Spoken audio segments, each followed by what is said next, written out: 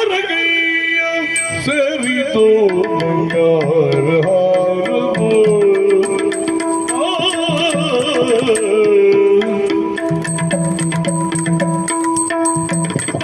ಯಾರಗೈಯ ಸೇರಿತು ಬಂಗಾರ ಹಾರವು